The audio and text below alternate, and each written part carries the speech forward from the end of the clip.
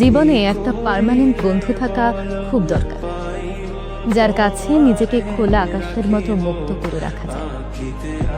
সন্ধ্যা নামলেই সারাদিনের জমানো কথাগুলো যার কাছে মন খুলে বলা যায়। জীবনে এমন একটা বন্ধু দরকার, যে বন্ধুটা আসা যাওয়ার মিছিলে আমার হাতটা ছেড়ে না দিয়ে বরং শক্ত করে ধরে বলবে, ভয় নেই, আমি তো আছি।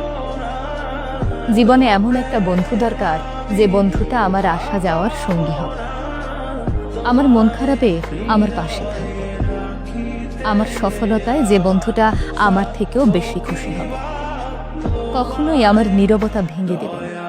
জীবনে এমন একটা বন্ধু খুব দরকার, যে বন্ধুটা আমি একবেলা কথা না বললে আমার উপর এক সমুদ্র অভিমান করবে, আমি কোনো ভুল করলে আমাকে মিথ্যে সান্ত্বনা না দিয়ে বরং আমার ভুলটা আমার চোখের সামনে ধরিয়ে দেবে।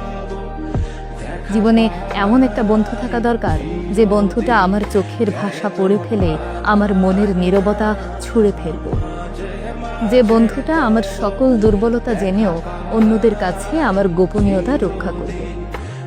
কেউ আমার নামে কটু কথা বললে যে বন্ধুটা আমার আগে তার প্রতিবাদ করবে।